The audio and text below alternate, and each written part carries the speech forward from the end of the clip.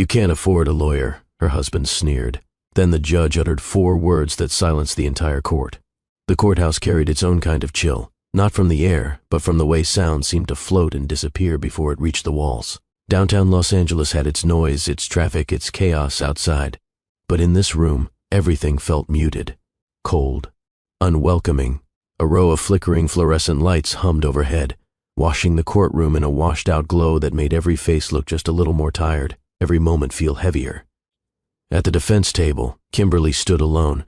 Her hands rested on the edge of the worn wood, steady enough to fool most people, but her chest rose and fell with a quiet tension she couldn't hide. To her left sat an empty chair, the chair where a lawyer should have been. That empty space said more than she ever could. It was the gap between what she needed and what she could afford. It was the reminder of everything she had lost. Across the aisle, Sabastine shifted in his seat like a man who believed the room belonged to him.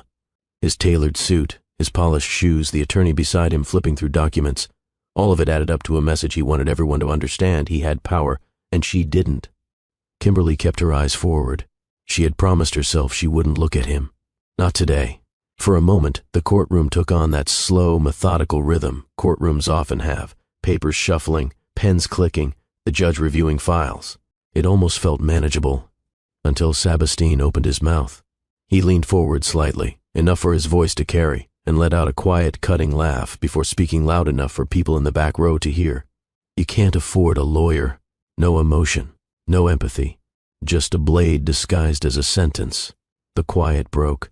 Kimberly felt it like a physical hit, a rush of heat climbing her neck, a sting behind her eyes she refused to let anyone see. She forced her jaw to stay level, her shoulders still. If she blinked too hard, a tear would fall. She couldn't give him that satisfaction. Her mind whispered the truth she'd kept buried for months. "After everything I gave, this is what I'm worth to you." Someone coughed. Another person shifted. A few whispers sparked from the gallery. Not loud, but just enough to remind her she was standing here exposed while the man who shattered her home had the nerve to humiliate her in front of strangers. Kimberly swallowed hard. She didn't look at Sabastine, but she felt the smugness radiating off him, the kind of arrogance that grows when someone thinks they've already won. She straightened her back. A small act, but she needed it. Being underestimated hurts in a way that lingers, especially when it comes from someone who once promised to protect you, especially when you're standing alone at a table that represents every battle you never thought you'd have to fight by yourself.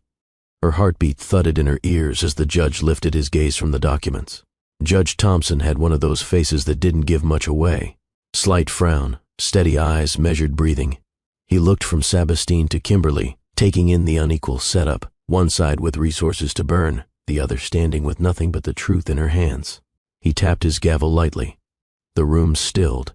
Kimberly lifted her chin, bracing herself for whatever would come next. Maybe a reprimand for the outburst, maybe silence, maybe nothing. Instead, the judge leaned forward, just a slight movement, but the entire courtroom seemed to tense with it. Kimberly felt her lungs tighten as she watched him assess the imbalance in front of him. She didn't expect rescue. She wanted fairness, nothing more. But in that moment, even fairness felt far away. Sabastine appeared relaxed, almost casual. He folded his arms, waiting for a ruling he assumed would tilt in his favor.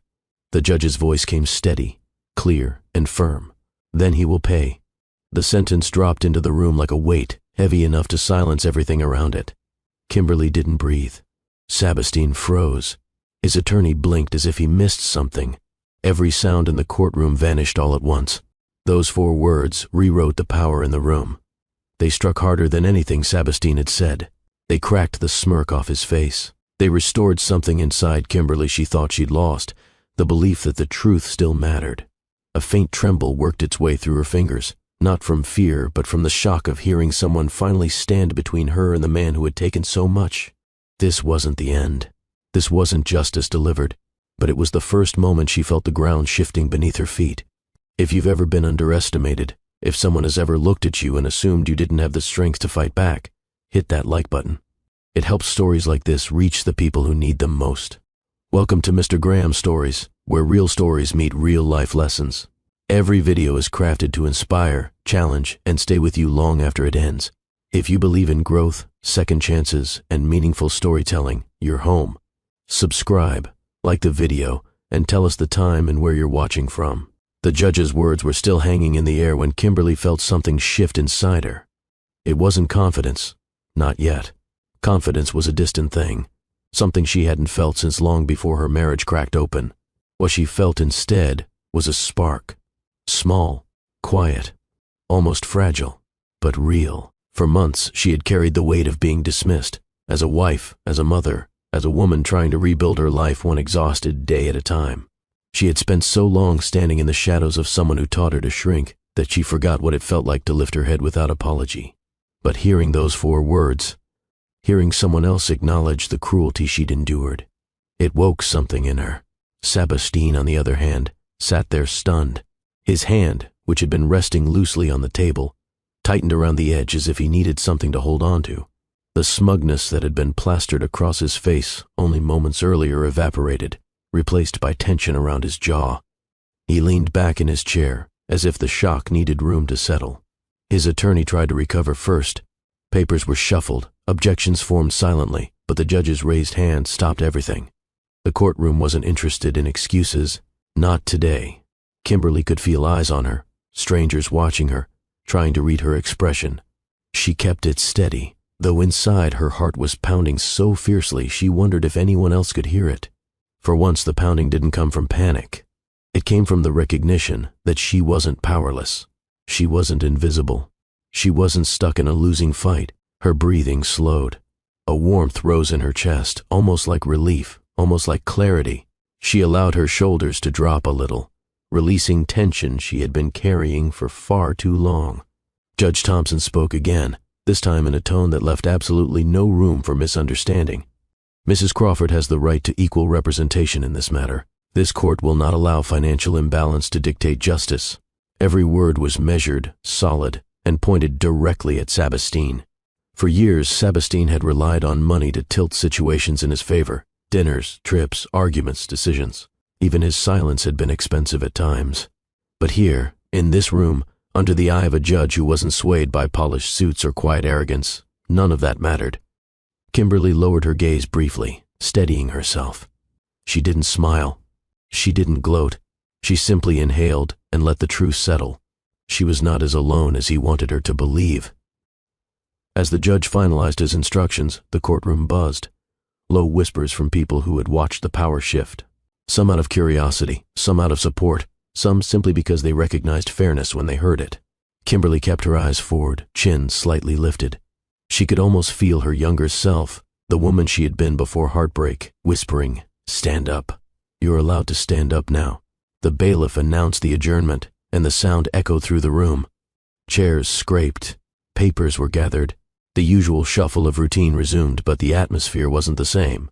Not for Kimberly, not for Sabastien.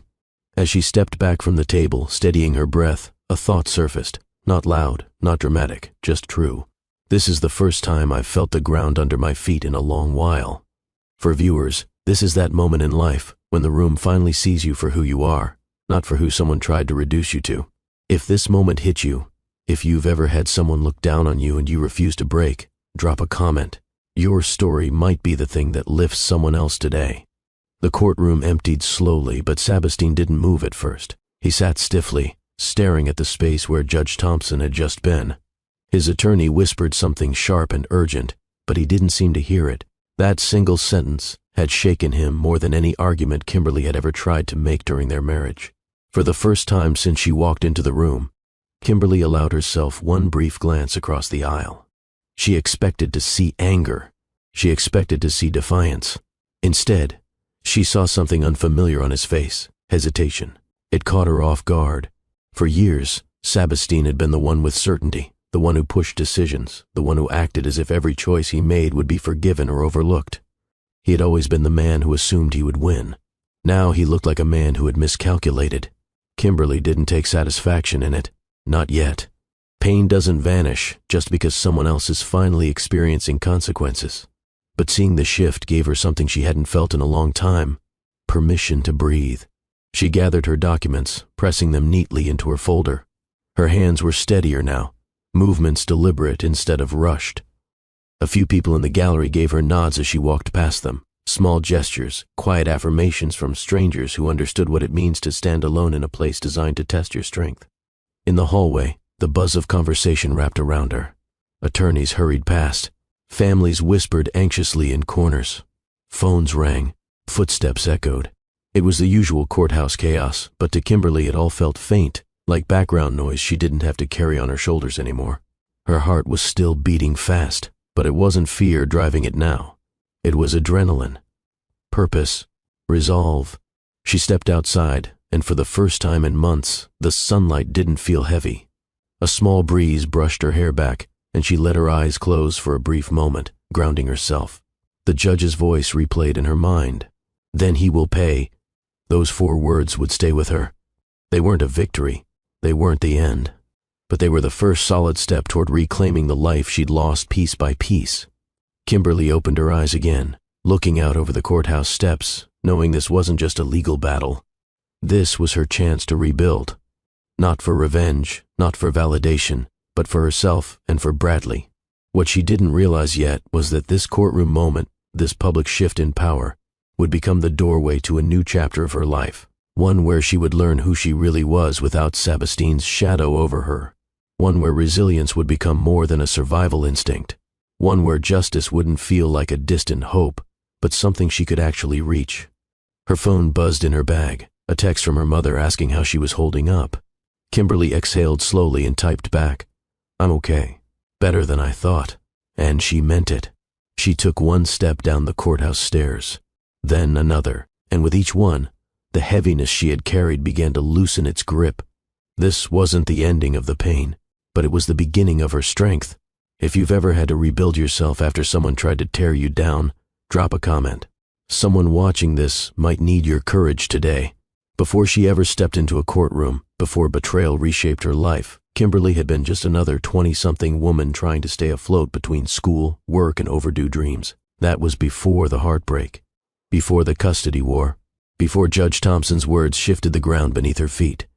Long before all that, there was a quiet downtown cafe in Los Angeles where her life took a turn she never saw coming.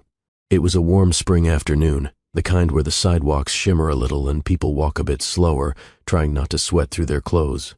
Kimberly rushed through the cafe door with her books pressed against her chest, balancing the strap of her purse with one shoulder. She had 20 minutes before her night class started, and she was starving, tired, and mentally 2 missed assignments away from falling behind. The cafe was full, shoulder-to-shoulder students, office workers tapping at keyboards, 2 friends laughing too loudly in a corner.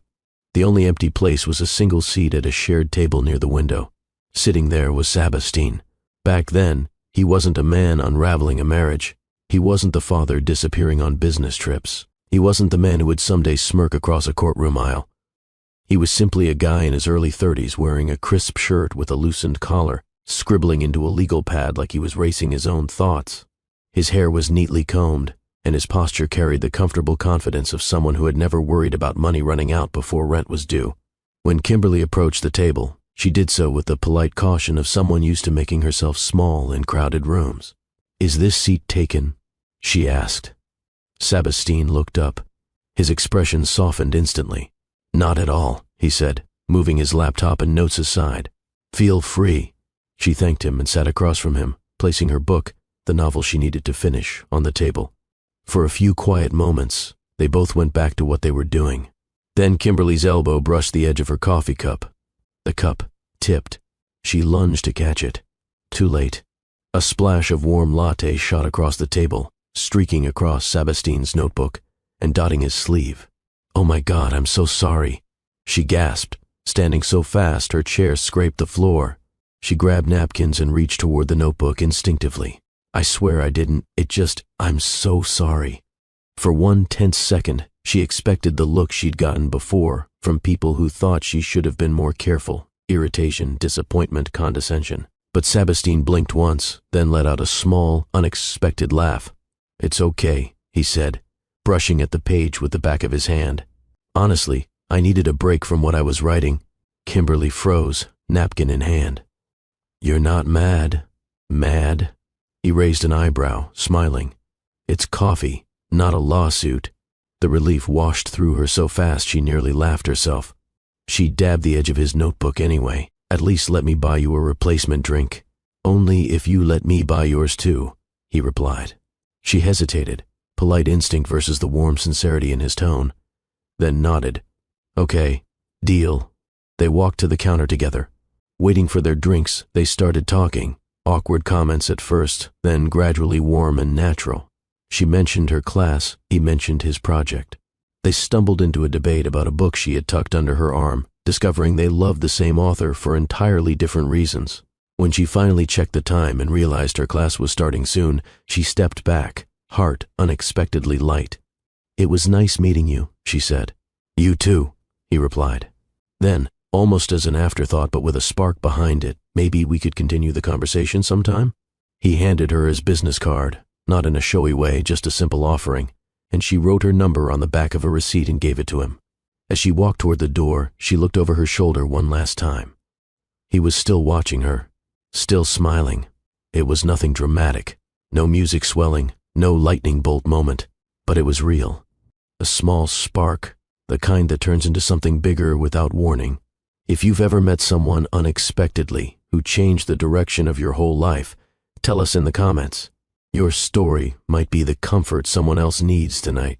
Kimberly pushed the door open, stepping back into the city evening, without knowing she had just met the man who would someday love her, wound her, leave her, and face her across a courtroom. For now, all she felt was possibility.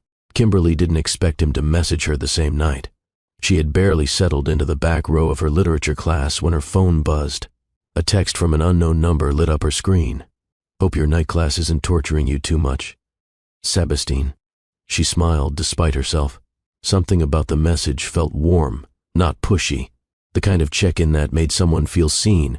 She tucked her phone away to focus on class, but a part of her looked forward to replying later.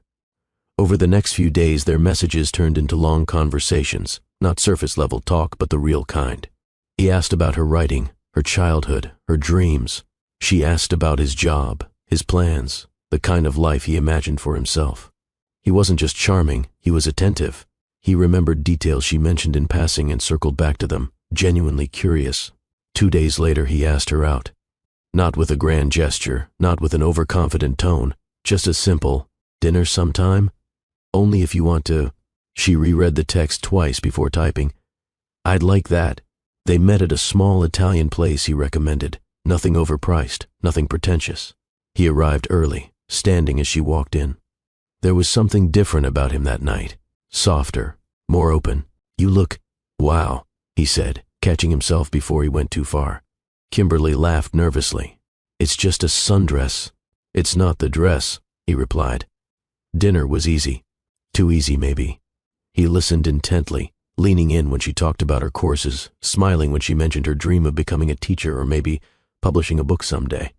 When he shared how he felt stuck between wanting stability at his job and wanting to start something of his own, she didn't judge. She understood. There was no performance, no need to impress, just two people talking honestly across a flickering candle. When he walked her to her car afterward, they lingered in the soft glow of the streetlight. I had a great time, he said. Me too, she replied. He didn't kiss her that night. He didn't rush anything. He simply said, drive safe, and waited until she pulled out of the lot. That patience made an impression on her. In the weeks that followed, they fell into a rhythm. Some evenings it was takeout on the hood of his car while watching the sunset near Culver City. Other times it was long walks around the Grove talking about everything from favorite books to fears they hadn't shared with anyone else. They swapped stories about growing up, her in South Los Angeles surrounded by family and noise, him in a quiet Orange County neighborhood where arguments were whispered behind closed doors. Their differences didn't feel like obstacles back then. They felt like a window into someone else's world. One night, he surprised her by bringing her a printed copy of the short story she'd mentioned writing for class, annotated with gentle comments in the margins. Your characters feel real, he told her, like people you've met. Her throat tightened. No one had ever taken her writing seriously before. You read the whole thing? She asked. Twice, he admitted, shrugging lightly. I wanted to understand what mattered to you. She didn't say it out loud, but her heart heard every word.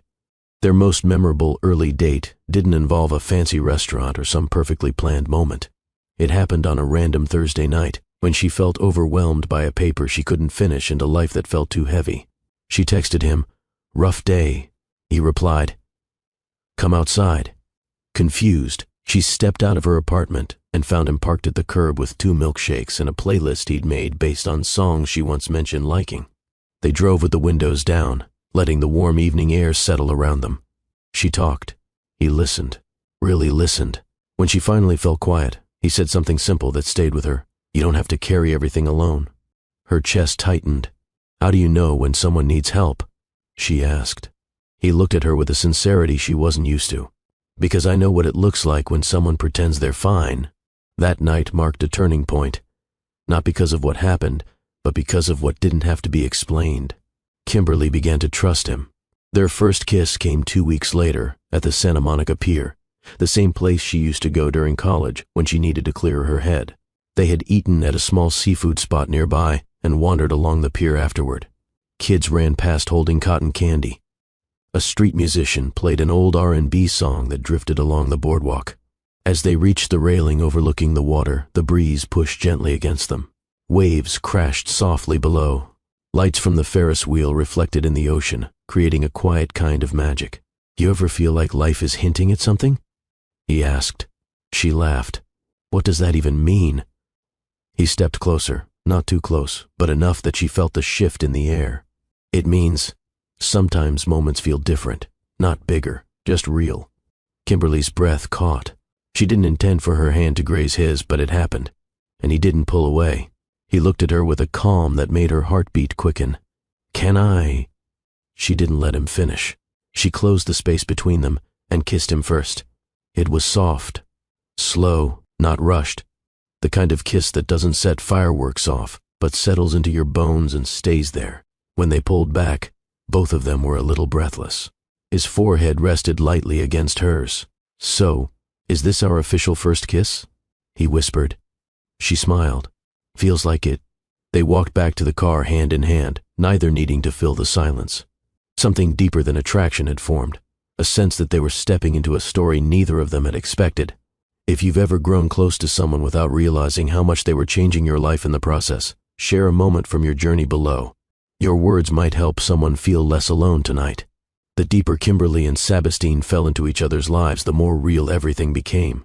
Their dates weren't just dates anymore. Their conversations weren't just conversations. They were peeling back layers, stepping into each other's histories, and bumping into parts of themselves they didn't expect the other person to understand so easily. Eventually, there came the moment every growing relationship faces, the moment where 2 worlds collide. It was Kimberly who brought it up first, nervously playing with the strap of her bag while they sat in his car after a movie.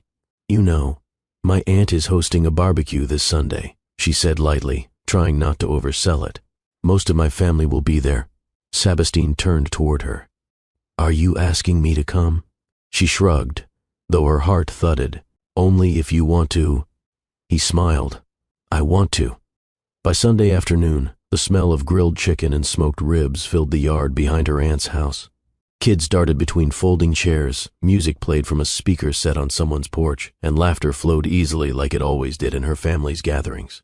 Kimberly walked in with Sabastine, holding his hand just tight enough that he felt the nerve she tried to hide. Her mother, Diane, spotted them first and wiped her hands on a kitchen towel as she rushed forward. "There's my baby girl," she said, hugging Kimberly before turning to Sabastine. "And you must be the man she keeps talking about." Sabastine straightened. "It's really nice to meet you, ma'am." "Ma'am?" Diane laughed. "Boy, call me Diane. Come on in." The ice broke faster than Kimberly expected. Cousins drifted over, curious. Her grandmother insisted he try the peach cobbler. 2 uncles inspected him with quiet, thoughtful eyes, but eventually nodded with approval when he didn't shy away from conversation. Her younger cousins even challenged him to a round of dominoes. He lost badly, and laughed with them like he'd known them for years. Kimberly watched him with a swelling in her chest she didn't want to name yet. He fit into her world, not perfectly, not effortlessly, but genuinely. That mattered more than anything. But not everyone warmed immediately. Her older brother, arms crossed, pulled Sabastine aside near the end of the gathering. "You care about my sister?" he asked bluntly. Sabastine nodded. "Absolutely. Then don't bring her pain. She's been through enough." The warning was firm but fair. Sabastine didn't flinch. "I won't." Kimberly saw the exchange from across the yard. Her stomach tightened, but the tension softened when her brother later gave her a small nod, the kind that meant he's all right. Driving home that night, Kimberly exhaled deeply. "You handled my family better than I expected," she said. He grinned. "They handled me better than I expected." She laughed, leaning her head on the window, feeling a warmth settle inside her. For that moment, life felt simple. 2 weeks later, it was Kimberly's turn to enter his world.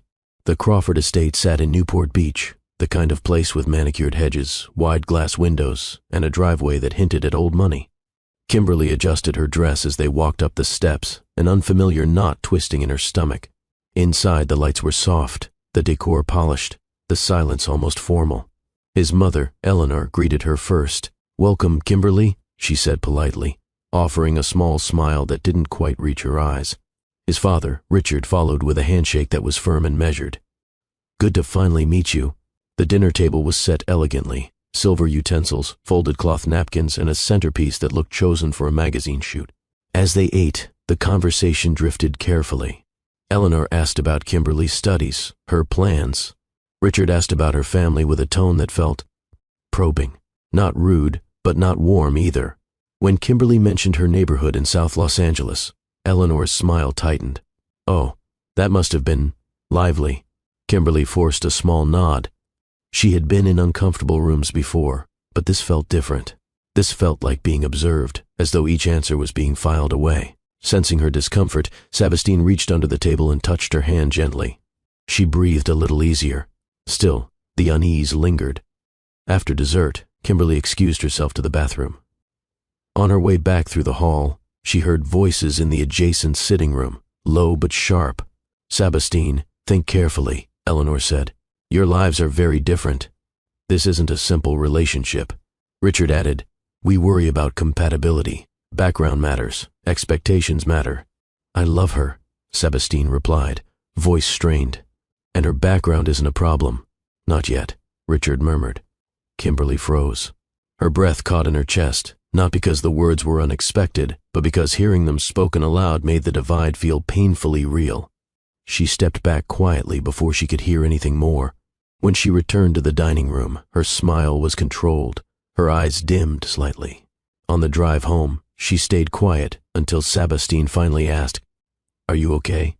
She hesitated. "Your parents, they don't approve." He tightened his grip on the wheel. "They're wrong, and I told them that." "Still, it's a lot," she whispered. He pulled the car over on a quiet stretch of road near the coast. The ocean was somewhere in the darkness, waves faintly audible. "Kim," he said softly, turning toward her, "I don't care what they think. I care about you." She swallowed, emotion rising to the surface. "I just don't want to be something your family resents." "They won't decide my life," he replied. His voice was shaking a little, more vulnerable than she'd ever heard it. He took a breath. "Marry me." The words dropped into the air between them, gentle but certain. Her eyes widened.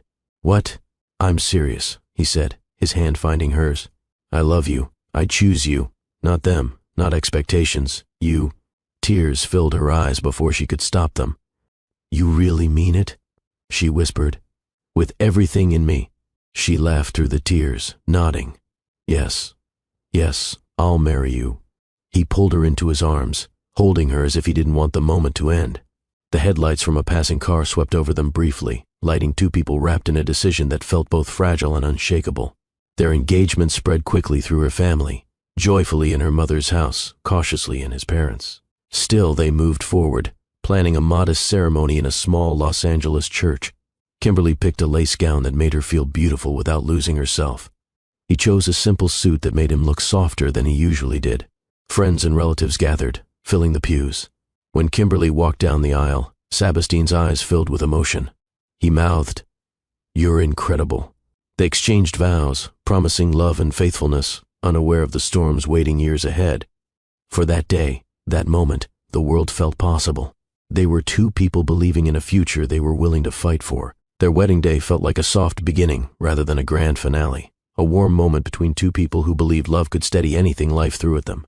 Kimberly remembered gripping Sabastine's hands as she said her vows, feeling hope rise in her chest like something she could finally hold.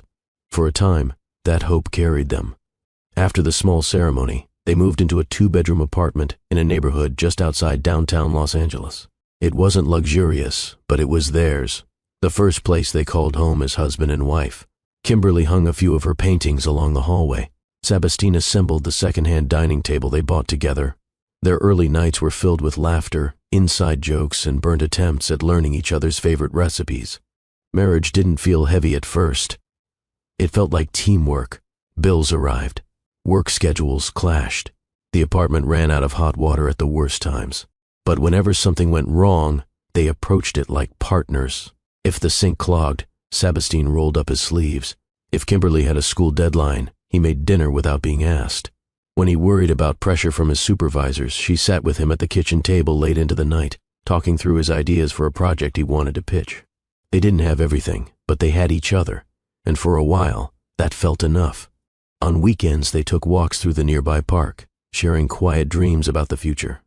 Kimberly spoke about finishing her degree and eventually teaching. Sabastine talked about climbing higher in his company, or maybe launching something of his own. They imagined traveling, small trips, nothing fancy, or adopting a dog once life settled. Their love didn't shine in loud gestures.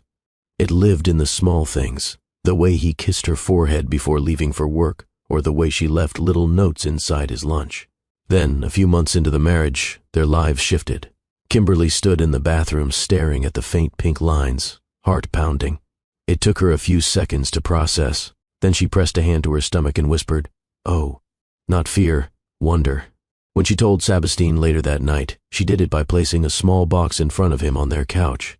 He looked confused until he opened it and saw the tiny pair of baby booties she'd bought earlier that day. For a moment, he said nothing. His eyes widened, then warmth flooded across his face. He set the booties down gently, like they were something fragile, and pulled her into a tight embrace. "We're having a baby?" he whispered against her hair. She nodded, overwhelmed with emotion. He laughed, a soft, unguarded kind of joy, and kissed her cheeks over and over. That night, they lay awake imagining what their child might look like. Kimberly hoped for a smile like his. Sabastine hoped for eyes like hers. They discussed names, each suggesting favorites, but nothing felt final yet. What mattered was the shared excitement. Pregnancy brought its challenges. Morning nausea that hit like clockwork, cravings she couldn't explain, moments of sudden anxiety she didn't expect. But Sabastine tried, genuinely, to be supportive. He made late grocery runs. He massaged her back when she couldn't sleep. He read articles about parenting and sent her the funniest ones to ease her nerves. They were building a life, not perfect, but hopeful. On a cool autumn morning just after dawn, Kimberly felt the first real contractions. The rush to the hospital happened quickly, a blur of half-packed bags, shaky breaths, and Sabastine trying not to panic while pretending he wasn't. Labor was long, exhausting, and more intense than she imagined. But when she finally held her son, everything stilled. Bradley, their Bradley, a tiny boy swaddled tightly, letting out soft cries while his chest rose and fell with new life. Kimberly cried harder than she expected, overwhelmed with something too deep for words. Sabastine stood beside the hospital bed, one hand on her shoulder, the other gently stroking the newborn's cheek. "He's perfect," Sabastine whispered, voice cracking. Kimberly looked up, eyes wet. "We made him." For a moment, everything else, bills, worries, expectations, disappeared. The world shrank to 3 people in a hospital room, learning how to breathe together. Reality returned quickly. The first weeks were a haze of feeding schedules, sleepless nights, and anxious Googling of every little sound a newborn made. Kimberly had never known exhaustion like this, the kind that made her eyes sting and her thoughts blur. Sabastine tried, but work quickly pulled him back into long days. He helped in the evenings, rocking Bradley in circles around the living room when nothing else soothed him, or warming bottles when Kimberly's hands trembled from lack of sleep. They were a team, but an exhausted one. Sometimes they drifted to the couch at night, Bradley finally asleep, and talked quietly about how strange and beautiful parenthood felt. Other times they sat in silence, simply grateful for a moment to breathe. There were arguments here and there, small ones born from fatigue, misunderstandings, and emotions neither of them had words for yet. But every time, they apologized, held each other close, and whispered promises to do better. They believed those promises. They meant them. And for now, love was still enough to steady them. The shift didn't happen all at once. It rarely does. It eases in slowly, through tired conversations, late nights, and the quiet ways people start missing each other even while living in the same home. For Kimberly and Sabastine, the shift began soon after Bradley's first birthday. Sabastine's company had expanded rapidly, and with that came heavier expectations. Meetings multiplied, deadlines stacked on top of each other. He left early, returned late, and sometimes didn't return until after Kimberly had already put Bradley to sleep. When he walked through the door at night, he often went straight to his laptop, loosening his tie with one hand while answering emails with the other. At first, she understood. They needed the income, especially with their growing child and the rising cost of everything from diapers to utilities. But as weeks turned into months, understanding gradually shifted into concern. One night she sat at the dining table, Bradley's toys scattered around her feet, while she graded practice essays from the tutoring work she took on. She heard the door open and looked up, waiting for that warm greeting she used to get. Sabastine stepped inside, but instead of crossing the room to kiss her, forehead like he once did, he set his bag down and muttered, "Long day." That was it. No smile, no touch, just the exhaustion talking for him. Kimberly watched him move through the apartment like he was passing through a hotel, interacting with objects instead of people. She swallowed and nodded silently, though her chest tightened in ways she couldn't explain fully. She whispered to herself, "We barely talk anymore." But the words stayed in the room, unheard. Their first real argument didn't explode. It simmered. It began on a Tuesday evening. Bradley was crying from teething pain, and Kimberly had been carrying him for hours. Her back ached, her hair was a mess, and the apartment looked like a storm had touched down inside it. When Sabastine walked in, he glanced around with a frown. "You didn't clean?" he asked. Kimberly froze. "I've been with Bradley all day.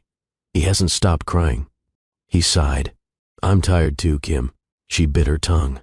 Her exhaustion wasn't a competition, but that's what it suddenly felt like. Two people measuring fatigue with no prize at the end. She placed Bradley gently into his crib and turned toward him.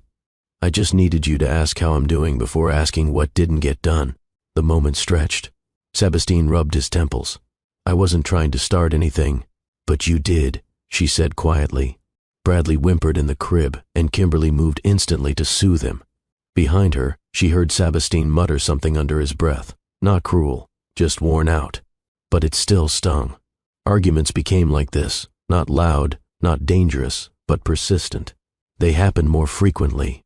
When he forgot to pick up formula, when she felt overwhelmed, when he missed dinner again, when she asked for help, he didn't have the energy to give. None of the arguments ended with doors slamming. They ended in tired apologies, half-hearted hugs, and promises that felt sincere at the time but quickly dissolved under stress. They still loved each other, that wasn't the problem. But love was no longer enough to keep fatigue from settling into the seams. One weekend, about 15 months into parenthood, Kimberly asked if they could take Bradley to the beach, something simple, something normal. "I can't today," Sabastine said, scrolling on his phone. "I have to prepare for Monday." She tried again the next weekend. Same answer. Evenings, once filled with shared meals, turned into separate routines.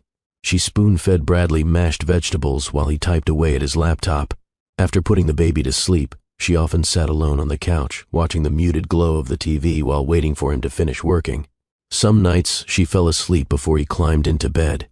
Other nights, they lay side by side, their backs facing each other, both awake but pretending not to be. Kimberly started writing again, small pieces, nothing major, as a way to feel connected to herself. She wrote while Bradley napped, while dinner simmered, while she waited for Sabastine to return home. It felt like therapy, a place where she didn't have to explain her emotions. But no matter how much she wrote or reflected, she felt lonely. Not alone. Lonely. There's a difference. Kimberly's world revolved around their son, bottles, doctor appointments, toddler milestones, and managing the household. Her days were filled with repetition and nurturing, and the quiet responsibility of protecting a small child who depended on her completely. Sabastine's world revolved around upward momentum, larger clients, corporate dinners, deadlines, and older colleagues who pushed him toward the next promotion. Their paths crossed, but they no longer walked them together. Kimberly tried to talk about it one night as they sat on their small balcony. She had made hot cocoa for both of them, hoping to bring back a familiar comfort. "I miss us," she said softly. He looked at her with tired eyes. "I'm trying, Kim." "I know," she whispered. "That's why this scares me." He touched her hand briefly, but didn't say anything else. A moment that should have deepened their connection only emphasized how far apart they were standing. There were moments that should have been ordinary, but instead revealed the growing void between them. One evening she found him laughing, really laughing, at something on his phone. She smiled, thinking he would share it with her like he used to. But he didn't. She asked, "What's funny?" "Oh, nothing," he said quickly, locking his phone and slipping it into his pocket. It wasn't suspicious yet, just off. Later that night, while she rocked Bradley back to sleep after a nightmare, she looked over her shoulder and saw Sebastian sitting in the dark, face faintly lit by his phone again. That quiet distance between them felt heavier than any argument. She wanted to ask what was wrong. She wanted to ask where he had gone emotionally. She wanted to ask why she suddenly felt like the last person he confided in. But exhaustion swallowed her words. She simply whispered, "Good night," and returned to their bedroom while he stayed on the couch longer than usual. By the time Bradley turned 2, the version of their marriage that glowed in the early days had dimmed. Not disappeared, just harder to see. Kimberly carried the bulk of parenting. She changed diapers, managed tantrums, handled bedtime, and stayed home when Bradley got sick. She told herself she was strong enough to manage it all, and she was. But strength without companionship wears differently. Sebastian carried the bulk of financial pressure, and he reminded himself that he was providing for his family. And he was. But providing without presence creates its own kind of emptiness. They shared a life, a home, a child. Yet they were slowly slipping into separate emotional rooms. Neither of them admitted it out loud, but it was happening, piece by piece, day by day. A quiet erosion that neither of them knew how to stop. The year Kimberly turned 29, everything in her life shifted again. Some changes welcomed, others heavy, all of them shaping the future she never imagined. When Sebastian received news of his promotion, Kimberly felt a wave of genuine happiness for him. He had wanted this for so long, the recognition, the salary bump, the validation that his hard work meant something. They celebrated with takeout from their favorite Thai place, eating straight from the containers while Bradley babbled between them in his booster seat. For a moment, it felt like old times. Within weeks, they started house hunting. Their apartment had grown tight with Bradley's toys, Kimberly's books, and the normal clutter of young family life. The idea of a fresh start thrilled her, a space where Bradley could run freely, a yard where she could sit outside with morning coffee, a neighborhood that felt settled rather than temporary. When they walked into the little 2-bedroom house in a quiet Los Angeles neighborhood, Kimberly's heart tugged instantly. It wasn't extravagant. It wasn't even fully updated. But it felt warm, doable, safe. A home. She looked over at Sebastian and saw him smiling at her reaction. "This could be it," he said softly. And it was. They signed the papers a month later and moved in with the help of Kimberly's family. Her mother cleaned every corner like it was sacred ground. Her brother installed new blinds and tightened loose cabinet handles. Her cousins carried boxes with playful arguments about who was stronger. The house became theirs before the first night even arrived. Kimberly's heart felt full, but even fullness can show cracks when life pulls the edges too tight. With the new position came new expectations, more travel, more conference calls, more late-night emails. The weight of being the guy who can deliver results wrapped around him like an invisible leash. He carried his work everywhere now, in the nervous bounce of his foot, in the constant glances at his phone, in the way his mind drifted even during dinner. One night, as Kimberly tucked Bradley into bed, she overheard Sebastian pacing the hallway, whispering urgently into his phone about a deadline he couldn't miss. When she stepped into the living room afterward, he was still on that call, talking numbers and projections with a strained voice. She watched him for a moment. The man she married looked the same, but not quite. There was a tension in him that wasn't there before, a pressure that seemed to swallow all his free moments. He hung up eventually and rubbed the bridge of his nose. "You okay?" she asked gently. He nodded, though his eyes stayed unfocused. "Work stuff. I'll be fine." She wanted to believe him. But something told her the job was no longer just a job. It was becoming his identity, his anchor, his entire world. Kimberly tried to shake the worry off. Everyone worked hard. Everyone hustled. Maybe this was just a season of growth. But seasons only stay gentle when both people grow together. Her own goals sat in a box beside her writing desk, figuratively and literally. She had finished her degree after Bradley was born, and she dreamed of teaching full-time. But childcare costs made it almost impossible. She did the math one evening, while Bradley colored beside her at the table. She wrote down her potential teaching salary, subtracted childcare, transportation, and other expenses. The results stared back at her like a verdict. They would barely break even. When she told Sabastien, he nodded sympathetically, but didn't push for alternatives. He didn't suggest switching schedules or finding ways for her to work part-time elsewhere. He simply said, "Maybe later. We'll figure it out eventually." She smiled weakly and folded the paper. Later. Eventually. The words felt vague, a little blurry, like something drifting farther away every time they revisited the conversation. So she stayed home. She raised Bradley. She tried to keep the house running. She wrote in her spare time, hoping it would keep the fire inside her from going out completely. But staying home wasn't easy. It was beautiful in many ways. She witnessed every new word Bradley learned, every silly laugh, every tiny milestone. She cherished those moments. Yet the lack of adult connection, the constant caretaking, the invisible weight of responsibility, all of it pressed on her quietly. Some nights she sat at her desk after midnight, typing through the fog of exhaustion, because it was the only space in the day that felt like hers. She didn't resent her son. She didn't resent motherhood. She resented the shrinking of herself. And that silent resentment fed the growing gap between her and the man she had once shared everything with. A few months after moving into the house, Sabastien received another accolade at work. His boss praised him publicly during a quarterly meeting. His team admired him. His supervisors relied on him. He came home glowing with confidence, buzzing with adrenaline. Kimberly congratulated him with a hug, trying her best to match his enthusiasm. But as she listened to him describe his triumphs, she realized something unsettling. He never asked about her day anymore, not out of malice, not out of cruelty, but out of habit, a habit formed from living two different rhythms.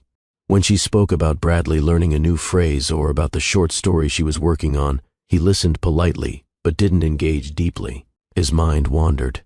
His phone buzzed. Another email. Another request. One evening, she prepared his favorite pasta dish. She set the table, lit a candle, brushed her hair, and told herself, maybe tonight will feel like us again. But he came home late, nearly 10 p.m., exhausted and apologetic. "I'm sorry," he said, loosening his tie. "I should have texted. I got caught up." She forced a smile. "It's okay." They ate quietly, the candle burning low between them. It wasn't okay, but neither of them said what needed to be said. That silence became familiar. Arguments didn't happen frequently now. They lived in avoidance. They spoke about logistics, bills, schedules, Bradley's doctor appointments. But the deeper conversations, fears, hopes, frustrations, were rare. Kimberly longed for connection. Sabastien longed for rest. Their needs no longer aligned. One afternoon, Kimberly sat on the front steps watching Bradley chase bubbles in the yard. A couple walked past holding hands, laughing lightly. Something in her chest tightened. She couldn't remember the last time she and Sabastien held hands without it being automatic. She couldn't remember the last time they looked at each other with full attention instead of distracted glances. Later that night, when Sabastien finally came home, she watched him from the kitchen doorway. He moved through the living room like a man carrying an invisible weight. His shoulders sagged, his face tight with stress. He looked older somehow, not in years, but in spirit. She whispered, "You're not here anymore." He looked up, startled. "What?" "Not here," she said gently. "Even when you're home." He stood silent for several seconds. Then he exhaled deeply and replied, "I'm doing my best." She nodded slowly. "I know." But knowing didn't make the emptiness any easier. It didn't erupt like a storm. It grew like weeds. Kimberly began to feel resentful that her world had narrowed while his expanded. She watched him dress in crisp suits while she wore the same comfortable jeans. She watched him talk confidently in meetings during video calls while she swept crumbs off the floor. She watched him earn praise from colleagues while she wondered if anyone even noticed her efforts beyond the walls of their home. He wasn't intentionally neglectful, but neglect doesn't always come from intent. Sometimes it comes from inattention, and inattention slowly chips away at affection. By the time Bradley was nearly 2.5, the emotional distance between Kimberly and Sabastien had become something both of them could feel, but neither knew how to fix. They were living parallel lives under the same roof, rooms shared, schedules shared, but their hearts, those were drifting further apart with each quiet, unspoken moment. They didn't know it yet, neither of them, But the strain forming in these quiet days would soon crack open into something far more painful. Their marriage was standing on a thin edge, and neither saw how close they were to losing each other completely. It began quietly, the kind of shift Kimberly almost talked herself out of noticing. At first, nothing looked wrong. Sabastine still left early for work, still wore the same cologne, still greeted Bradley with a tired smile when he returned each night. But there was something different in the air, something subtle, something she felt before she could name it. And the first sign was the phone. Sabastine had never been the type to guard his phone. It used to sit openly on the coffee table or the kitchen counter, buzzing without concern. Kimberly never checked it. She trusted him, not blindly, but genuinely. But one evening, as she reached for his phone to silence it while he rocked a fussy Bradley, he reacted. Too quickly, too sharply. "I've got it," he said, snatching it from her hand before she could touch the screen. Kimberly froze. "It was just ringing." "I know," he replied, slipping it into his pocket. "Work stuff," he said, work stuff too fast, too defensive. She didn't push further that night. But the moment stuck with her, lingering like a bad taste she couldn't swallow. Over the next few days, she noticed more small changes. He started taking calls in the hallway, or outside, or in the car before coming inside. He angled the phone away when texting. He set a new passcode he didn't mention. He kept the device on silent, face down. It wasn't one big thing. It was 30 small ones. Individually, dismissible. Together, undeniable. When she finally asked, "Why are you hiding your phone?" he scoffed softly, shaking his head. "I'm not hiding anything, Kim. You're reading too much into it." But she wasn't reading too much. She was reading honestly. A week later, while doing laundry, she reached into the pocket of one of his jackets and felt a small slip of paper. Not unusual. He often left receipts behind. But this one made her pause.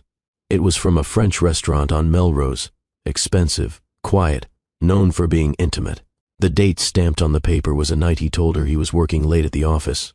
2 entrees, 2 desserts, 2 glasses of wine. Her stomach tightened. She stared at the totals, her mind racing. She wasn't naive. Married people can spot the shift, the way intuition whispers before facts catch up. She waited until dinner that night, sitting across from him while Bradley threw peas from his high chair. "Did you have a work meeting last Thursday?" she asked casually. "Yeah, I told you that." "At a restaurant?" He nodded slowly. "Yeah, client dinner." She slid the receipt across the table. The color drained slightly from his face before he masked it with a tired, irritated frown. "For God's sake, Kim, I already told you. Why are you checking my pockets?" "It fell out when I did laundry. That's all." He looked away. "You're overthinking everything lately. It's exhausting." Her throat tightened. "I'm just trying to understand why." "Kim," he cut in, voice sharp, "I'm working, not sneaking around." But the sharpness in his tone said more than his words did. And then it happened. Kimberly first heard the name during one of his long rants about a project deadline. "She's been stepping up," he said. "Lauren's making everything easier for the team." Kimberly nodded politely, happy he had good support. But then the name popped up again, and again, and again, always casually, always lightly, always at times when Kimberly wasn't expecting it. Lauren came up with a fast solution. Lauren helped me reorganize the data. Lauren covered for me in the meeting. Lauren thought it would be smart to. Kimberly knew how men talk about coworkers they admire. And this wasn't that. This was admiration tinged with something softer, something protective, something intimate. One evening she asked, "Do you talk to her a lot?" He didn't look up from his laptop. "We work together, Kim. Obviously, we talk." "That's not what I mean." He sighed. Long, heavy. "Can we not do this right now? I'm tired." She swallowed her frustration. "I just want honesty, and I want peace," he said quietly. The words landed between them like a boundary neither of them agreed on. Kimberly never thought she'd experience gaslighting, not from the man who once insisted she was the best thing that ever happened to him.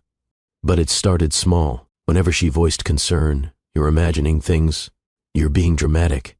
You always do this when you're stressed. I can't even talk to a coworker now. This is why I don't tell you anything anymore." Each statement chipped away at her confidence, at her ability to trust her own perception. She started second-guessing herself. Maybe I am being sensitive. Maybe I am acting jealous. Maybe I am overreacting. But deep down, a part of her, the intuitive part, the woman part, the wife part, knew something was changing. She just didn't have proof. Not yet. One Saturday afternoon, she walked into the living room unexpectedly while he sat on the couch texting. His body jerked, not dramatically, but enough to reveal guilt. He turned the phone over instantly. "Who was that?" she asked softly. "No one." "What's her name?" she whispered. His jaw tightened. "Kim, stop. Just tell me the truth." He stood abruptly, brushing past her. "I can't keep doing this. You twist everything." But she wasn't twisting anything. She was seeing clearly. The warning signs weren't subtle anymore. They were screaming. The evening before Bradley's fever, Kimberly lay in bed beside him, staring at the ceiling. She could feel the empty space between them, a gulf wider than any argument they'd ever had. He faced away, scrolling through his phone. She didn't have the strength to ask who he was texting. Instead, she whispered quietly, "Are we okay?" He didn't answer right away. Then he murmured, "I don't know what you want from me." Her breath caught. "I want you, Sab." He didn't respond. And for the first time in their marriage, Kimberly felt something break inside her. Not loudly, not violently. Quietly, the way hope cracks when it's been stretched too thin. She turned away, closed her eyes, and held onto the little boy sleeping down the hall as if he were her anchor to reality. Because deep down, she knew something was coming. Something she didn't want to face. Something she wasn't ready to name. The warning signs were no longer warnings. They were the beginning of the end. Bradley's fever started just after sunset, a slow, warm heat that clung to his skin and worried Kimberly in a way she couldn't shake. She tried the usual steps, a lukewarm bath, fluids, constant comforting. But his small body shivered and whimpered against her chest, his cheeks flushed, his breathing uneven in short bursts of exhaustion. By 9 o'clock, she knew it wasn't something she could wait out. She grabbed her purse, wrapped Bradley in a soft blanket, and drove through the night toward the urgent care a few miles from their home. The streets felt too quiet, too long, too empty for the way her heart was pounding.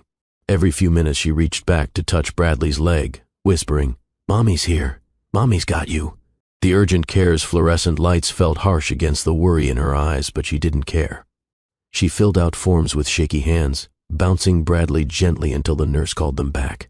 A mild ear infection, nothing dangerous the doctor assured, but painful enough to make any toddler miserable. Relief washed through her as she held the prescription slip in her hand. She pressed a grateful kiss to Bradley's forehead, whispering thank you under her breath. It was nearly 11 p.m. when she left the clinic and drove to the 24-hour pharmacy across the street. Bradley whimpered softly, exhausted from crying. Kimberly's own body ached from worry, stress, and everything she'd been carrying for months. She pulled into a parking spot close to the entrance, unbuckled her sleepy son carefully, and walked inside. The pharmacy felt strangely comforting. Bright aisles, quiet hum of refrigerators, a few late-night customers wandering silently. She handed over the prescription, and the pharmacist told her it would be ready in 15 minutes. 15 minutes? She could do that. She took Bradley back to the car, buckled him in, and turned on a soft lullaby playlist to soothe him. His eyelids drooped almost instantly, exhaustion finally giving in. Kimberly exhaled, letting her forehead rest lightly against the steering wheel. For the first time all night, she closed her eyes for a moment. Just a moment. Then she saw movement in her peripheral vision. A familiar frame. A familiar stride. She lifted her head slowly. Across the street, beneath the glowing hotel canopy, Sabastine stepped out into the night air. Kimberly's heart slammed against her ribs. At first she thought fatigue was playing tricks on her. But then the woman stepped forward, blonde, laughing lightly as she tucked her hair behind her ear. Lauren, the name she tried to ignore for weeks, the name that slowly became a bruise inside her chest. Kimberly watched as Lauren leaned teasingly into Sabastine's shoulder. Watched the way he smiled down at her. Watched the way his hand lingered at her waist, casual, familiar, intimate in a way no coworker gesture should ever be. Something inside Kimberly froze. Not numbness, not shock, just a stillness so deep it felt like standing on thin ice. She didn't breathe for several seconds. Bradley stirred softly in his sleep, pulling her back to reality. Her hands trembled on the steering wheel. No more doubt. No more second guessing. No more maybe I'm overthinking. This was it. The truth she feared. The truth she kept trying to explain away.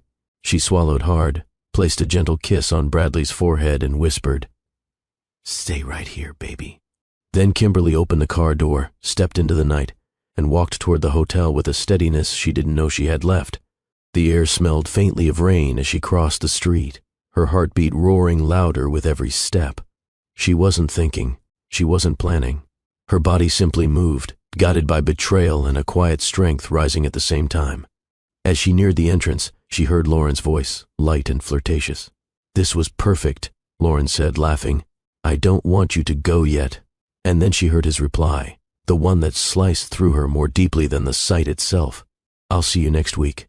I can't stay away too long." Kimberly stopped just a few feet away. "Sabastine." His name left her lips like a razor. He flinched, physically flinched, before slowly turning around. His face went white. Lauren stiffened, eyes wide, mouth parted but silent. Kimberly stood there in her simple jeans and worn jacket, Bradley's blanket still draped over her arm from the hospital visit, her hair slightly messy from the long night, her eyes red from worry, not tears. She looked real. She looked tired. She looked heartbreakingly human. And she had never appeared stronger. "What is this?" she asked, her voice low but steady. Sabastine blinked rapidly. "Kim, this isn't—" "Don't," she said, raising a hand. "Don't lie. Not right now." Lauren looked away, stepping back awkwardly toward the car. Kimberly ignored her completely. Her eyes were locked onto the man who once promised her forever. "I spent the last 3 hours at urgent care with our son," she said quietly. "He has a fever and an infection. I was scared. I needed you." Sabastine's throat bobbed. "Is he okay? That's your first question?" she whispered. "Not where I've been, not why I'm here in the middle of the night, but whether you can check a box and move on." He stepped forward. "Kim, please, let's talk inside." "No." She stepped back. "Talk to me right here, as the woman you lied to, slept beside, promised honesty to, while you stood under hotel lights with someone else." Her voice cracked, but she didn't break. He looked at the ground. "We haven't been happy, Kim. You know that." Tears stung her eyes, but she held her ground. "Unhappiness doesn't justify betrayal." Lauren shifted again, uncomfortable, waiting for the moment to escape. Kimberly didn't give it to her. She kept her gaze pinned on Sabastine, her husband, the father of her child, the man who once cried when Bradley was born. "Tell me the truth," she demanded. "How long?" He swallowed hard. "A few months." Her breath shuddered. So that was it. The shift she felt, the distance she sensed, the phone secrecy, the restaurant receipt, the way he said she was overreacting. Her intuition had been screaming. She just didn't want it to be right. Kimberly stepped back one more time, her voice barely above a whisper, but firm enough to cut through the night. "Don't bother coming home." Sabastine's eyes widened. "Kim, wait." "No," she said softly. "You made your choice. I'm making mine." With that, she turned around, leaving him standing frozen beside the woman he threw everything away for. Lauren climbed quickly into the passenger seat of Sabastine's BMW, avoiding eye contact with Kimberly as if guilt were contagious. Kimberly walked back toward her car, her legs shaking, her breath shallow. She gripped the handle tightly before opening the door. Bradley slept peacefully, unaware of the earthquake that had just split his parents' lives apart. Kimberly slid into the driver's seat and let her forehead fall against the wheel. Her hands covered her mouth as a sound escaped, half sob, half gasp. It wasn't a wail. It wasn't dramatic. It was the quiet, trembling sound of a heart breaking in real time. Her tears fell silently, her body shaking as she tried not to wake her son. She thought about every moment of sacrifice, every night she stayed awake alone, every hope she held on to, every sign she ignored, because she wanted to believe the best in him. And here she was, sitting in a parking lot across from a hotel, on the night her son needed both his parents, while her husband held someone else. After several long minutes, she wiped her face, took a steadying breath, and whispered, "You're going to be okay, Kimberly. You're going to be okay." She had no idea how, but she said it anyway, because sometimes survival starts with a sentence you barely believe. If this moment broke your heart too, drop a comment below. Stories like this reach more people when we speak the truth out loud.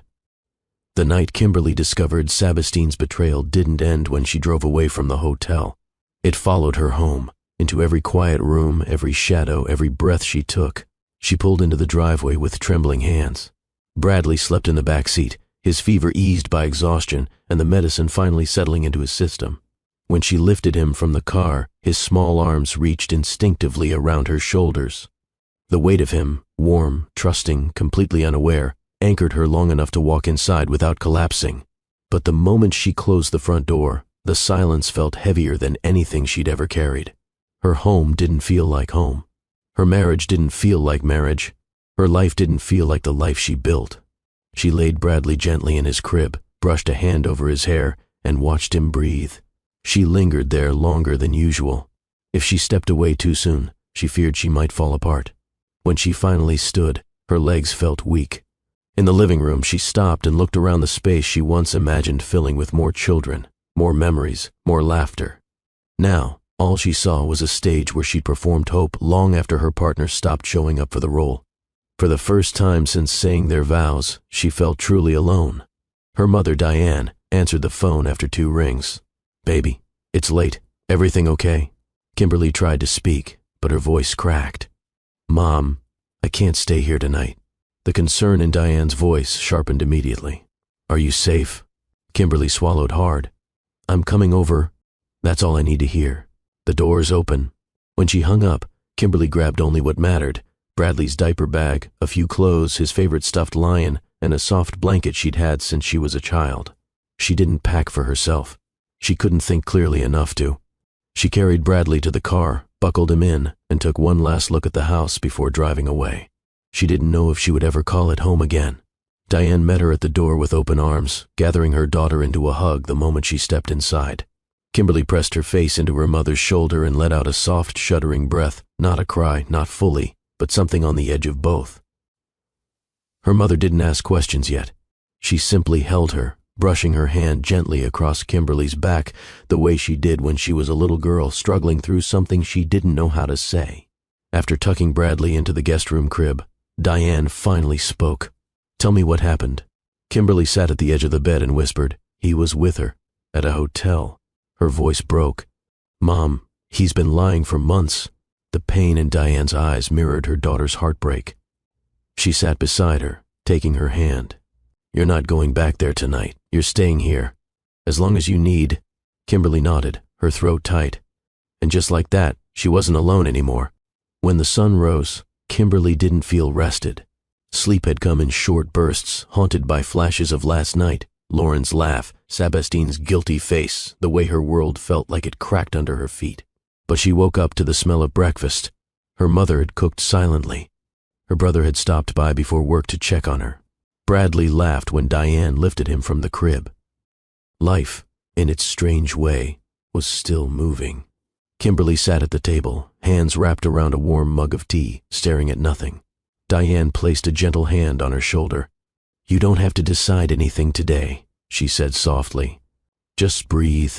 Kimberly nodded, but a different fire slowly ignited inside her. Not rage, not revenge, but a resolve born from heartbreak and clarity.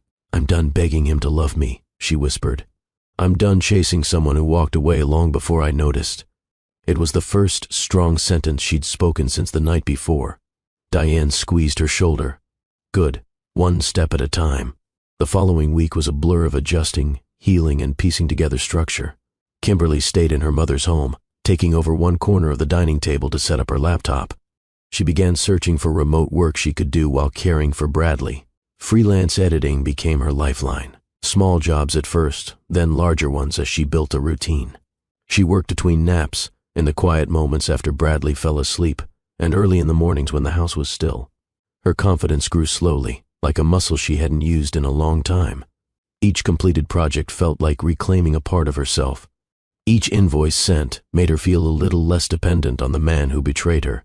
Kimberly didn't tell Sebastian she'd moved out right away. She didn't owe him the courtesy of explaining her pain. But he found out soon enough when he arrived home one evening to a quiet house and a missing crib. He called her that night. She didn't answer. The next morning, he texted, "Kim, we need to talk." She stared at the message for several minutes before replying. "There's nothing left to talk about," he responded. "I want to see Bradley." She typed back, "You can, but we're not doing anything until you get honest." He never replied to that. Not that day, not the next. Silence became its own answer. A few days later, Kimberly walked into the grocery store with Bradley on her hip, humming to him softly.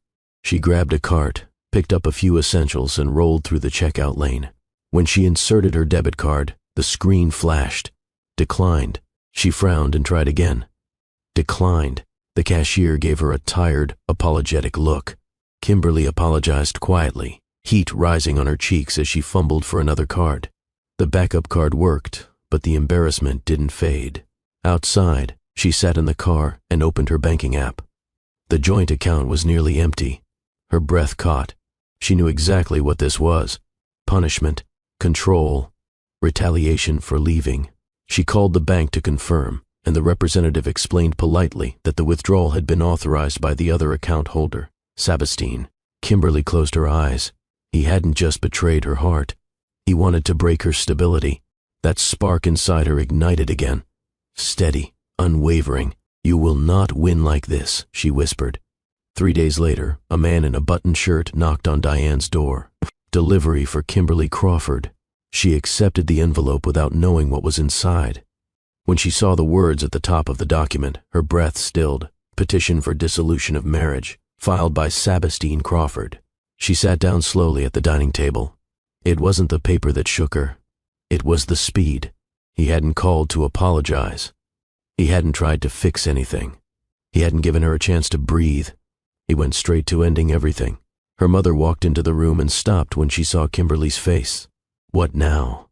Diane asked softly. Kimberly slid the papers across the table. Diane read the first lines, then looked up sharply. "He didn't waste a minute, did he?" "No," Kimberly whispered. "He didn't."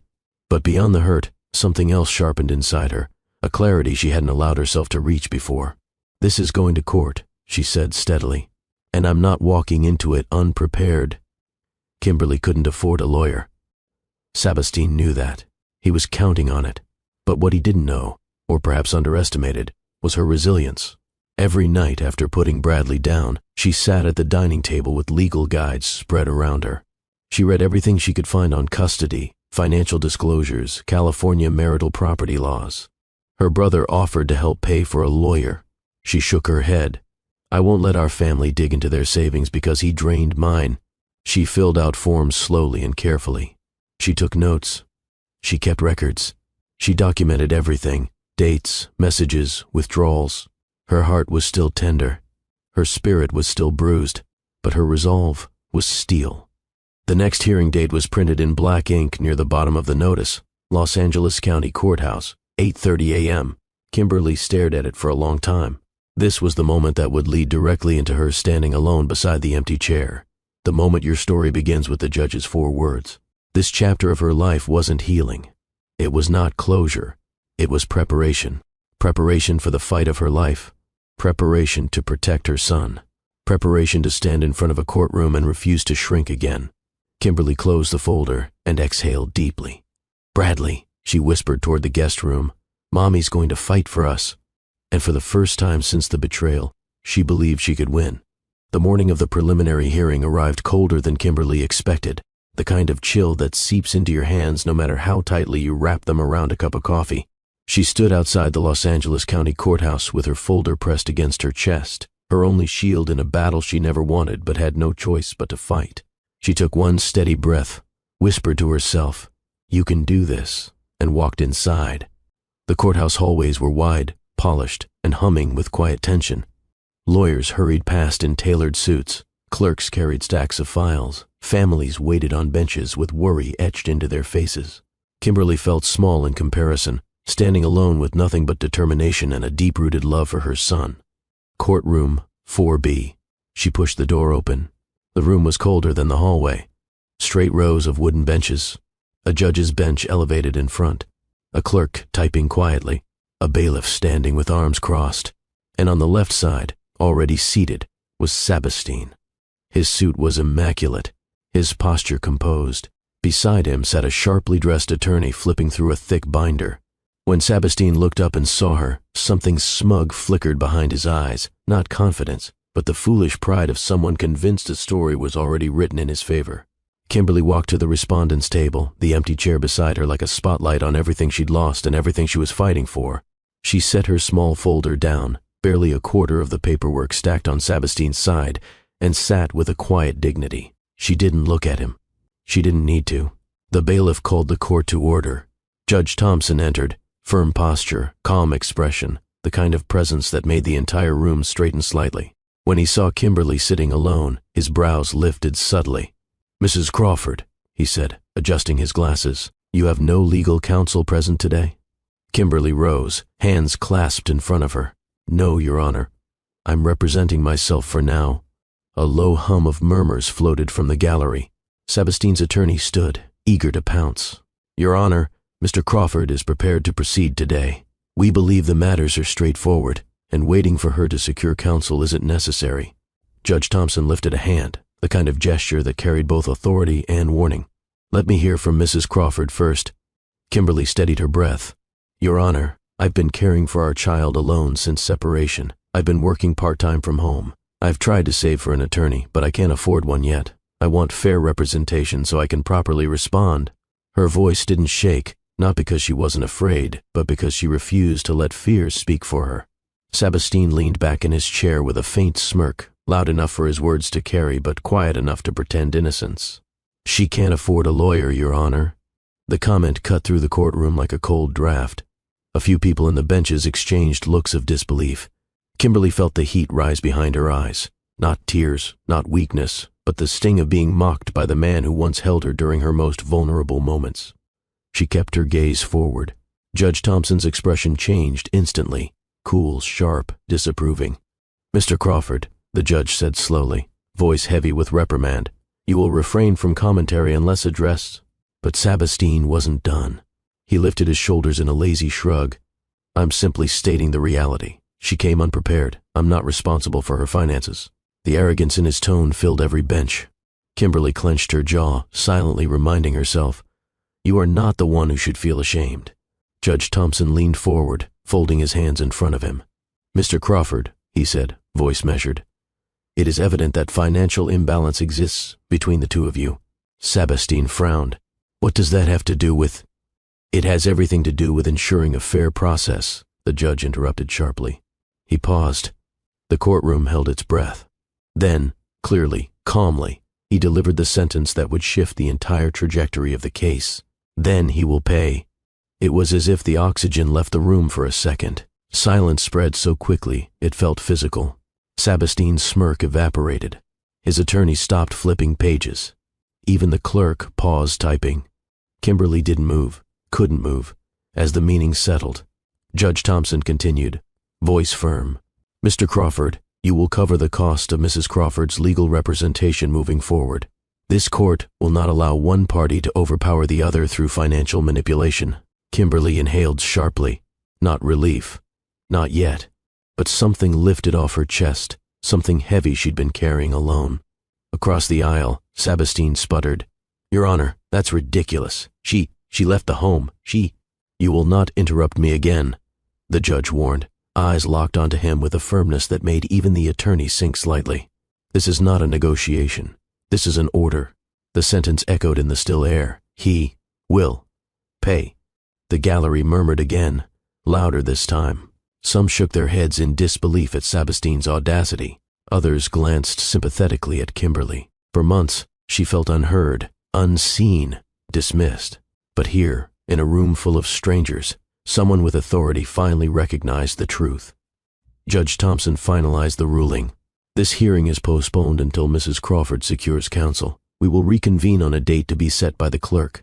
He struck the gavel once, ending the session. As the courtroom emptied, Sabastine shot her a look mixed with anger and panic, a man who suddenly realized he was no longer the one in control. Kimberly didn't look back. She gathered her small folder, exhaled slowly, and walked out of the room with quiet strength. Not triumphant, not healed, but no longer powerless. For the first time since her world broke apart in that parking lot, she felt something unexpected rising inside her chest. Hope. Kimberly walked out of the preliminary hearing with her heart thudding in a way she hadn't felt in months, not from fear but from something steadier, something like a beginning. The courthouse steps felt different beneath her feet as she descended them. The morning sun warmed her shoulders, cutting through the chill she carried from inside the courtroom. She held her small folder firmly against her chest, but for once, it didn't feel like a burden. He will pay. The judge's words replayed in her mind, slow and deliberate, as if they were stitching strength back into her bones. Her mother was waiting in the car, watching through the windshield with nervous anticipation. As soon as Kimberly opened the door, Diane asked, "How did it go?" Kimberly slid into the passenger seat, closed her eyes for half a second and whispered, "I'm getting a lawyer." Diane reached over and squeezed her hand. "Good. That's exactly what you deserve." 2 days later, Kimberly sat across from a woman whose presence filled the small law office with quiet authority. Marissa Lee wore a simple black blazer, no flashy jewelry, no pretension, just a notebook, a pen, and a steady gaze that made Kimberly feel seen before she even spoke. "So," Marissa said gently, "tell me everything. Start from the beginning." Kimberly took a breath. It wasn't the shaky breath she had when speaking to Sabastine. It wasn't the tear-filled breath she had when she told her mother. This breath held purpose. She told Marissa about the long hours, the secrecy, the late-night messages, the name Lauren becoming too frequent. She described the night in the parking lot, the hotel, the way her husband's entire demeanor changed once he thought she'd never find out. Then she explained the financial hit, the drained joint account, and the humiliation of the declined grocery purchase. Marissa listened without interrupting, writing notes in fast, precise strokes. When Kimberly finished, Marissa leaned back, tapping her pen once against the pad. "This isn't a simple case," she said. "This is a pattern." Kimberly frowned slightly. "What do you mean?" "A pattern of financial control, a pattern of emotional neglect, a pattern of dishonesty, and a clear attempt to intimidate you into accepting whatever terms he wants." The truth of those words hit Kimberly harder than she expected. She knew she had been mistreated. She knew the betrayal was blatant. But hearing someone with experience say it aloud gave it weight, a different kind of reality. Marissa continued, "We're not just fighting for custody and support. We're fighting for fairness. And we're going to build a case that reflects everything he tried to take from you." Kimberly felt something warm rise in her chest. Pride, relief, and a sense of being defended for the first time in a long time. "Thank you," she whispered. "You're welcome," Marissa replied with a small smile. "And don't thank me yet. We have work to do." For the next 2 weeks, Kimberly's life became a mix of caring for Bradley, working her editing jobs, and gathering every piece of evidence Marissa needed. Bank statements, receipts, messages, calendar logs, screenshots of sudden withdrawals, even her notes from nights when Sabastine didn't come home on time. Marissa organized everything into sections, labeling each page meticulously. "He drained the joint account the night before you left?" she asked, flipping through several documents. Kimberly nodded. "Yes, I checked the balance in the parking lot. That will be important.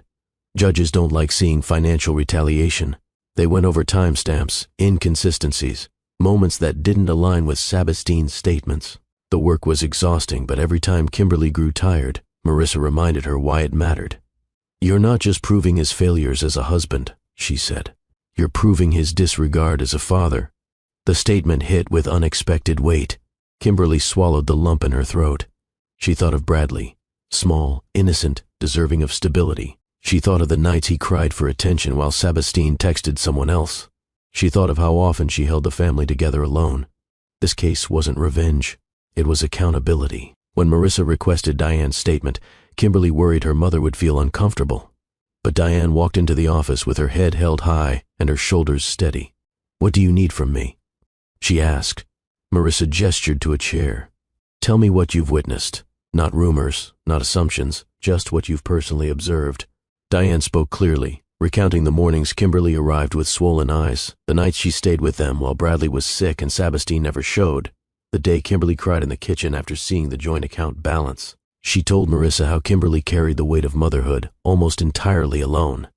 She shared how Sabastine continued to spend freely while Kimberly rationed groceries to make sure nothing went to waste. By the time Diane finished, Marissa's notes filled nearly 4 pages. "Thank you," Marissa said. "Your testimony provides context a court rarely gets to see."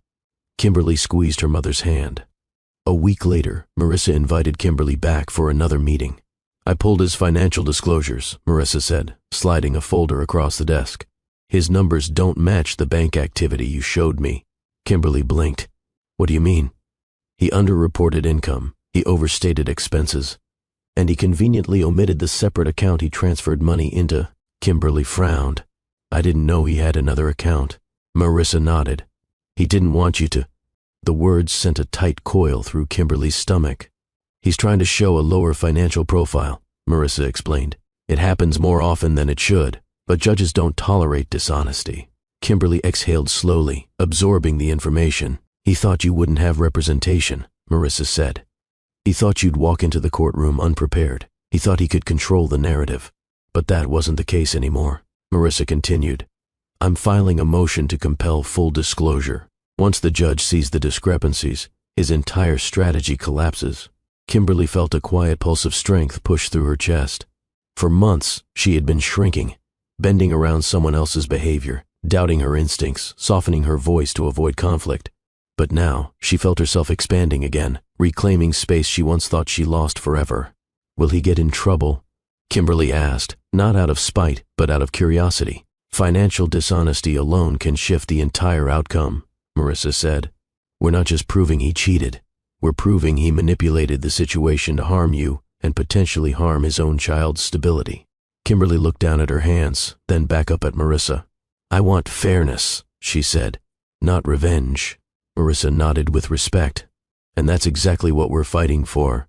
That night, after putting Bradley to sleep in the guest room, Kimberly sat alone at the kitchen table. The house was quiet. Her folder of documents was spread before her, but for once she wasn't looking at anything. She was thinking, not about betrayal, not about the parking lot, not about the woman whose name she no longer said out loud. She thought about herself. She thought about growth. She thought about how far she'd come. She thought about the version of Kimberly who cried on the steering wheel and how this Kimberly was stronger, steadier, and more awake. Her mother walked in softly and placed a hand on her shoulder. You're doing beautifully, Diane whispered. Kimberly smiled, small but real. This isn't the life I planned, she murmured. No, Diane said gently. It's the life you're rebuilding. Kimberly closed the folder and took a long, calming breath. Court was coming. Truth was coming. Justice was coming. And for the first time, she felt ready for all of it. The courtroom felt different on the day of the final hearing. Heavier, sharper, as if the walls themselves understood what was about to unfold. Kimberly walked inside with Marissa by her side, each step steady and deliberate. She wore a simple navy dress, her hair pulled back neatly, her folder held firmly against her chest. For weeks she had studied, prepared, breathed through late nights and early mornings, gathering every piece of truth she could. Now she wasn't alone. She wasn't intimidated. She wasn't walking into a storm without shelter. She had her lawyer. She had her mother in the gallery for support. She had her strength. And she had the truth. Sabastine was already seated with his attorney. His posture was stiffer this time, his confidence dimmed. He didn't smirk when she entered. He didn't even look directly at her. He knew the tide had turned. Judge Thompson entered, commanding attention without a word. Everyone rose, then sat as he began scanning the documents in front of him. Marissa stood first. Your Honor, we're here today to finalize custody, support, and marital asset distribution. Evidence submitted clearly shows financial manipulation, emotional instability within the marriage caused by Mr. Crawford's actions, and the primary role Mrs. Crawford has played in the upbringing and care of their child. Her voice was calm, unwavering. Kimberly watched her with gratitude, not the desperate kind, but the grounded kind that comes when someone finally sees your truth and refuses to let it be ignored. When Marissa finished, Sabastine's attorney rose and attempted to counter. Your Honor, Mr. Crawford disputes several of the accusations. He claims... Judge Thompson raised a hand, a gesture that said enough. I've reviewed all the documents, he said. I will hear testimony before making a final decision. Marissa called Kimberly to the stand. Kimberly took a slow breath, walked to the witness chair, and placed her hand on the Bible to be sworn in. Her voice was quiet but steady as she promised to tell the truth. When she sat down, Marissa approached gently. Mrs. Crawford, can you describe your role in Bradley's daily life over the past year? Kimberly answered honestly. I cared for him full time. I worked from home when I could. I managed everything. Meals, doctor visits, bedtime, baths. I was the one who stayed with him every night. She didn't embellish. She didn't dramatize. She told it as it was. And during this period, Marissa continued, was Mr. Crawford consistently present? A beat of silence. Then, softly, no. Can you explain? Kimberly's eyes held pain, but not bitterness. He was focused on work. He came home late. He missed important moments, and when I asked for help or honesty, he shut me out. In the gallery, Diane clasped her hands tightly. Marissa nodded and shifted direction. Mrs. Crawford, do you recall the night you left the marital home? Kimberly glanced at her hands. Yes. Why did you leave? She inhaled deeply. Because I discovered he was with another woman while our son was sick. Because I no longer felt safe emotionally. Because I couldn't allow my son to grow up in a house where dishonesty became normal.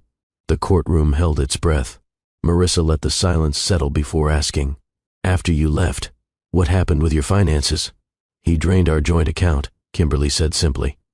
Without warning, Judge Thompson looked up sharply. Marissa handed him documentation. This is verified, Your Honor.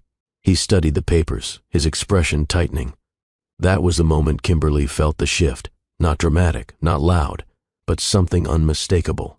The judge had seen enough. Sabastine's attorney stood and approached with forced confidence. Mrs. Crawford, is it possible you misinterpreted? No, Kimberly said softly. Is it possible, he tried again, that you… No. Her calmness rattled him. He flipped through papers, searching for a way to twist her words, but every question fell flat. Kimberly didn't break. She didn't falter. Finally, Judge Thompson cut him off. That's enough. And that was the end of it. When his turn came, Sabastine walked to the witness chair with a stiffness that betrayed his nerves. He took the oath, sat down, and tried to regain composure. His attorney began. Mr. Crawford, can you explain the financial discrepancies? Sabastine cleared his throat. They were clerical errors. Marissa raised an eyebrow. Judge Thompson made a note. And the draining of the joint account? It wasn't intentional, he insisted. I was reorganizing funds. And your presence in Bradley's daily routine? His attorney asked. I've always been there for him. He lied quickly. Marissa stood. Objection. There is documentation showing extended absences and missed exchanges. Sustained, the judge said. Sabastine swallowed. For the first time in months, Kimberly watched him struggle to talk his way out of his choices. He wasn't charming. He wasn't composed. He wasn't convincing. He was simply exposed. When testimony ended, Judge Thompson removed his glasses, folded his hands, and spoke with solemn clarity. I have reviewed the evidence, the financial records, and the testimony presented here today. This court prioritizes the best interests of the child, fairness in financial responsibility, and honesty in representation. Kimberly sat upright, her breath caught in her chest. Mr. Crawford, the judge continued, your actions demonstrate a concerning pattern of instability, dishonesty, and neglect toward your parental responsibilities. A ripple of reaction moved through the gallery. You concealed assets, misreported income, and retaliated financially after separation. You demonstrated disregard for Mrs. Crawford's well-being during a vulnerable period. These behaviors reflect poorly on your credibility. Sabastine stared at the table, jaw tightened. Judge Thompson turned his attention to Kimberly. Mrs. Crawford, you have shown consistency, stability, and dedication as the primary caregiver.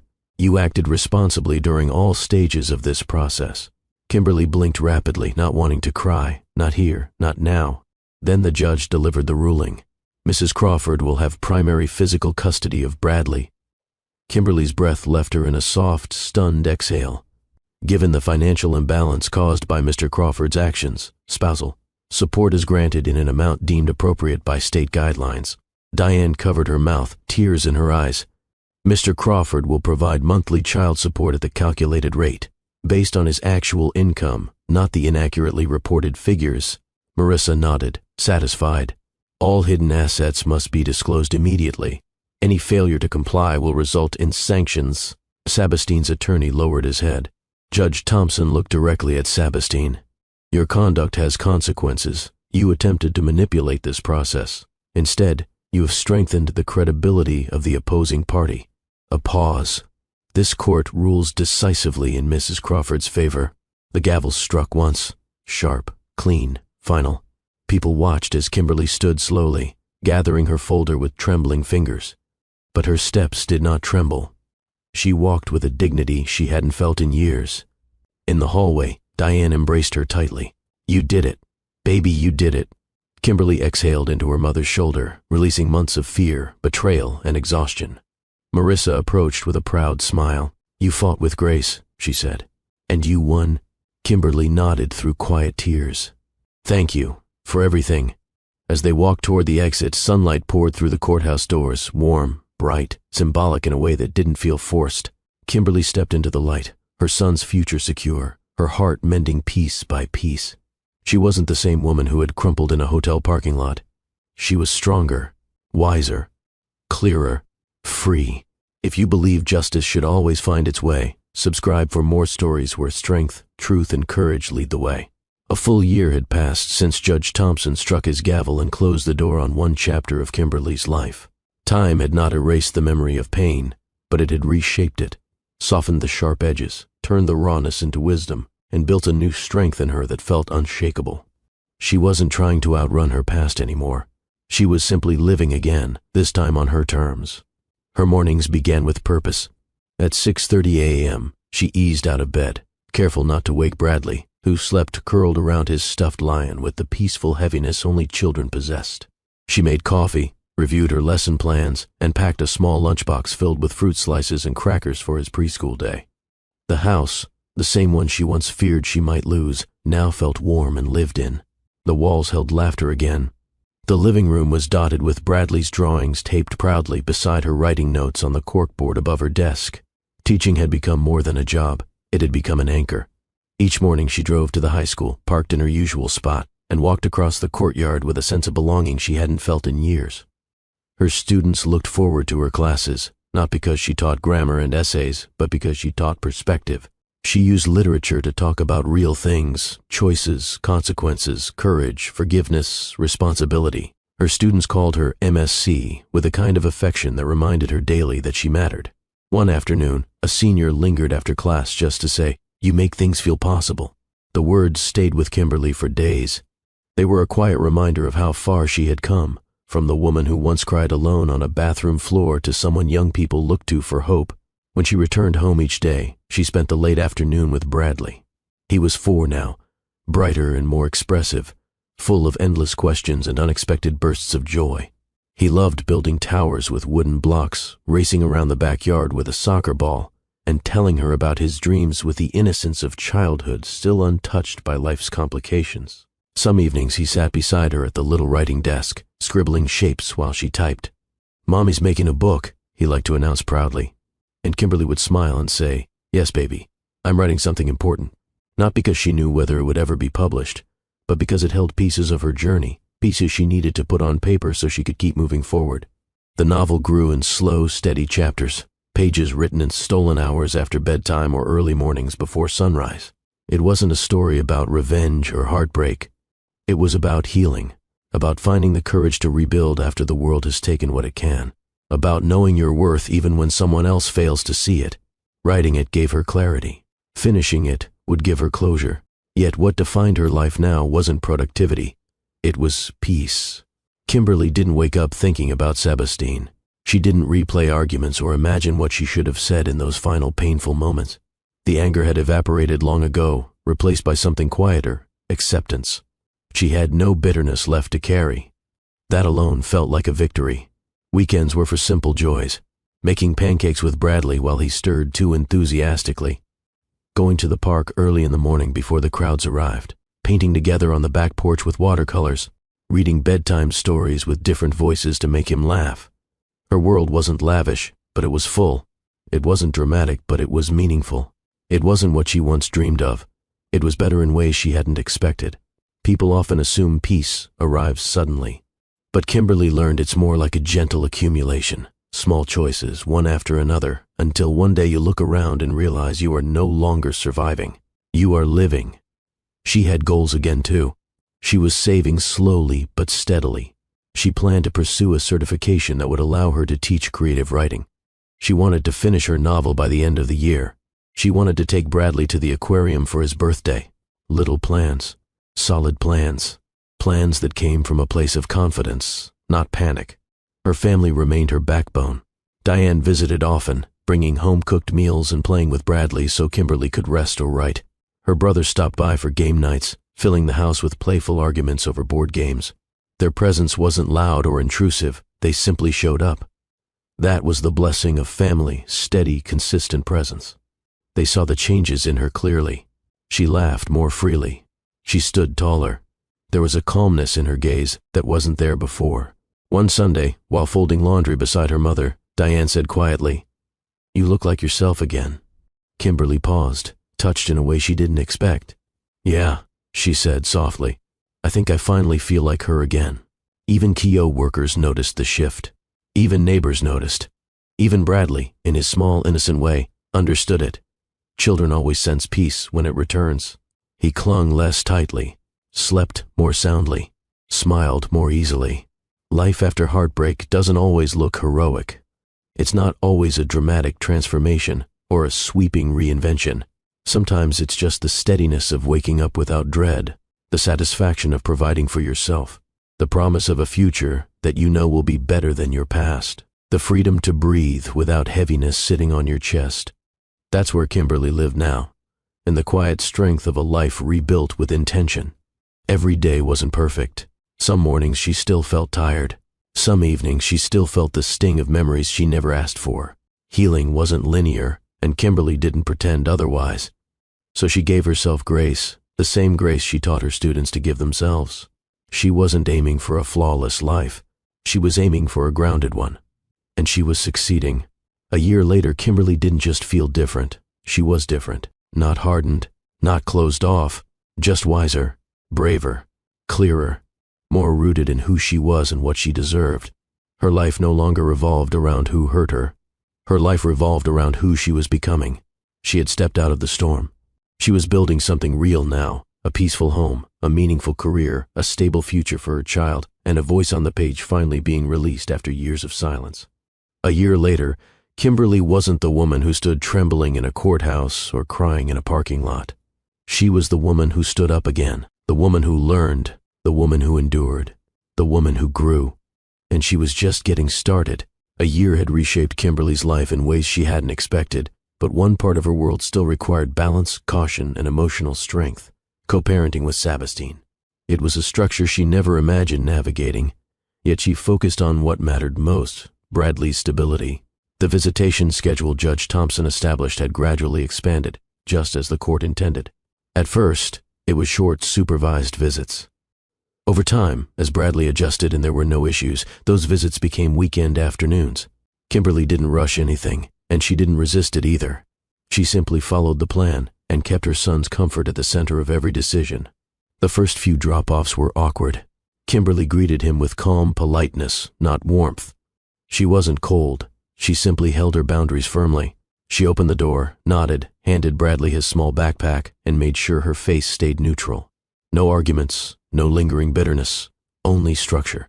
In those early visits, Bradley was excited, curious, sometimes confused. He ran into his father's arms with the innocence of a child who still believed all adults loved him the way he loved them. Kimberly watched from the doorway, her heart steady. Not hardened, steady. She didn't interfere. She didn't correct. She didn't comment on anything unnecessary. She kept the peace because Bradley deserved peace. Over the months, something unexpected began to shift, not in Kimberly, but in Sabastine. He started arriving early instead of late. He asked more thoughtful questions about Bradley's routine. He packed snacks for the drive. He remembered to bring the favorite lion toy back instead of forgetting it in his car. His tone softened too, noticeably so. The arrogance that once followed him like a shadow had faded. In its place was a quiet discomfort, the posture of someone facing the consequences of his choices and trying, awkwardly, to correct what he could. One Saturday afternoon, after dropping Bradley off, he stood at the porch a moment longer than usual. "Kim," he said carefully, his voice lacking the sharpness she once braced for. "He had a good day. We went to the park. He asked when he'd see you again." Kimberly nodded. "Thank you for telling me." She meant it. Nothing more needed to be said. He lingered awkwardly, shifting his weight. "I know this doesn't make things right," he murmured, "but I'm trying." I'm really trying. Kimberly didn't interrupt. She let him have the space to speak, not because she wanted the apology. She didn't need validation from the man who broke her, but because listening took nothing from her. I wasn't a good husband, he admitted in a low voice. I wasn't even a good father for a while there. I messed up so much, and I'm sorry. It wasn't defensive. It wasn't performative. It was simply honest finally. Kimberly held his gaze for a long moment. Her expression stayed composed, calm, mature, fully in control. I appreciate you saying that, she replied gently, and I mean that sincerely. But I'm not looking backward anymore. We're raising Bradley. That's our connection now. Nothing else. Her tone wasn't cold. It was final in the healthiest way possible. It didn't lash out or punish. It simply placed a boundary no one could mistake. He nodded slowly. I understand. And he did. The clarity in Kimberly's voice left no room for misinterpretation. He wasn't earning back a marriage.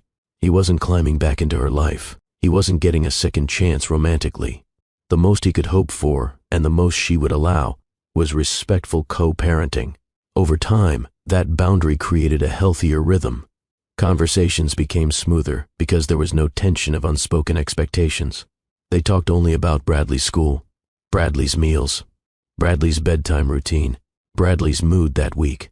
Nothing emotional, nothing personal, nothing beyond the child they shared. Kimberly never asked about his personal life, and he never brought it up. He didn't mention Lauren, and Kimberly didn't care enough to ask whether they were still together or long gone. Their history belonged to the past. Their present belonged to their son. Yet there were moments, small, quiet ones, where Kimberly saw something almost humbled in him. During drop-offs, he looked around the house and saw what he no longer belonged to. The photos on the wall, the small shoes lined up by the door, the peaceful routine Kimberly had built alone. He saw the difference in her, stronger now, confident, stable. It wasn't the same home he walked out of. One afternoon, after a long day at school, Kimberly sat outside while Bradley napped. Her phone chimed, a message from Sabastine.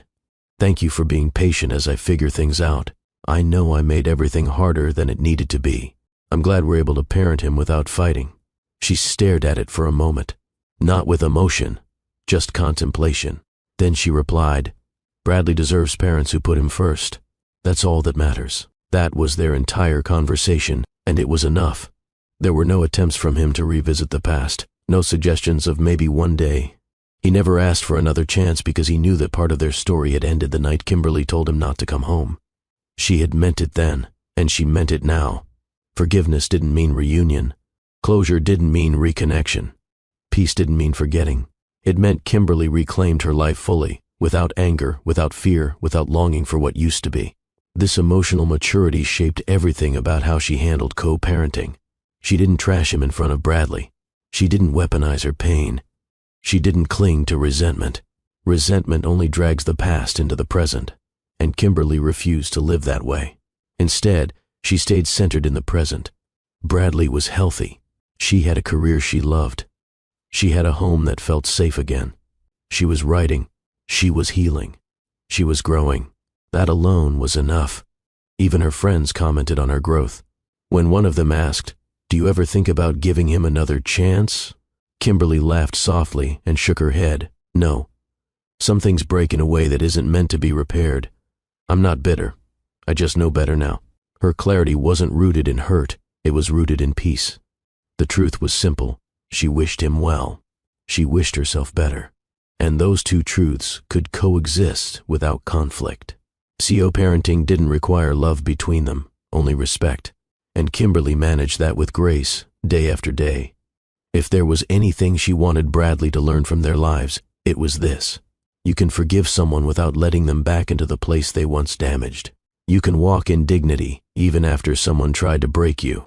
You can choose peace over bitterness and boundaries over chaos. And Kimberly lived that lesson every day. The evenings were Kimberly's favorite now, not because life had grown easier, though it had, but because the quiet allowed her to feel the fullness of everything she had survived. It was a calm she earned, a calm she built with her own hands. On this particular evening, the sky outside her small California home glowed with warm colors. The sun lowered itself slowly, painting the horizon with muted shades of peach and gold.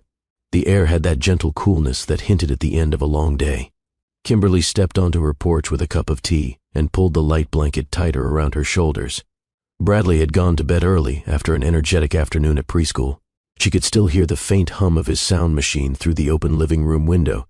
Steady, peaceful, familiar.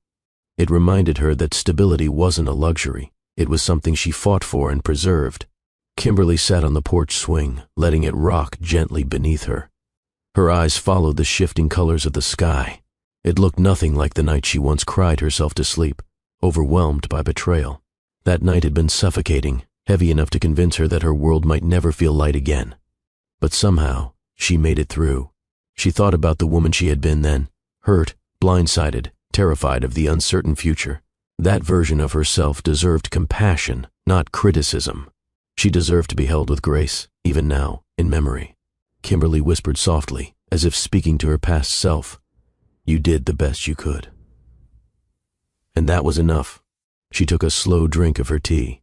In the reflection of the window, she caught a glimpse of herself. Not the tear-streaked woman who once faced the loss of her marriage. Not the exhausted mother who felt abandoned. Not the overwhelmed woman standing alone in a courtroom. This reflection showed someone new, calm, confident, grounded, present. A woman who had learned how to rise. Her phone buzzed beside her. A message from her brother checking in, asking if she wanted to join him and their mother for Sunday dinner. She smiled. Family had been her anchor through every storm. But she also realized something important. She wasn't anchored anymore because she was drowning. She was anchored because she had found stability in knowing who she was. She placed the phone back down and leaned into the swing. A gentle breeze moved across her face, and she closed her eyes for a moment, letting the calm settle deeper. She remembered the night she found Sabastine outside that hotel. The shock, the heartbreak, the way her knees nearly buckled under the weight of the truth. She remembered holding Bradley that same night, whispering promises she wasn't sure she could keep. She remembered the empty bank account, the fear of how she'd buy groceries, the humiliation of reading that first divorce letter alone in the kitchen. She remembered walking into that courtroom the first time, facing Sabastine without counsel, with nothing but a slim folder clutched against her chest. She remembered the sting of his words, "You can't afford a lawyer." And she remembered 4 words that cut through the injustice like a blade of light. "Then he will pay." From that moment on, the tide shifted. She didn't win because she wanted revenge. She won because she stood up when the world expected her to crumble. She won because she refused to let fear dictate her future. She won because she fought for Bradley, and in the process, she rediscovered herself. Now, sitting on this porch a year later, she felt the reward of every painful step she'd taken. Not in money, not in legal victories, but in the quiet certainty that she could survive anything life placed in her path. Kimberly smiled faintly, thinking of all the lessons she carried with her now. They weren't lessons from a book or a classroom. They were from life, the hardest teacher she had ever known. She learned that strength grows in silence when you're fighting battles no one sees. Self-worth cannot be handed to you. You build it brick by brick. Forgiveness is not a return invitation. It's freedom. Pain doesn't define you. Choices do. Love should never diminish you. Real love expands your world. These truths stayed with her every day. She passed them on to her students in subtle ways, and one day she would share them with Bradley too, when he was old enough to understand. Her novel sat on the desk inside, nearly complete now. She hoped to finish the final chapter before summer. It wasn't written for praise or recognition. It was written to honor everything she'd lived through, everything she'd rebuilt. Some nights, when she sat at the desk, her fingers hovered over the keyboard not in hesitation but in gratitude. She could finally tell her story without breaking. That, in itself, was healing. Her future felt open now. Not uncertain. Open. She liked that distinction. Maybe she would pursue a master's degree. Maybe she would publish her book. Maybe she would buy a small cabin one day for weekend getaways. Maybe she would fall in love again, not because she needed someone, but because she finally understood she deserved someone who saw her clearly. Whatever the future brought, Kimberly knew one thing: she would enter it whole. The last of the daylight faded, and the sky shifted to evening blue. Kimberly rocked slightly on the porch swing, resting the empty mug against her leg.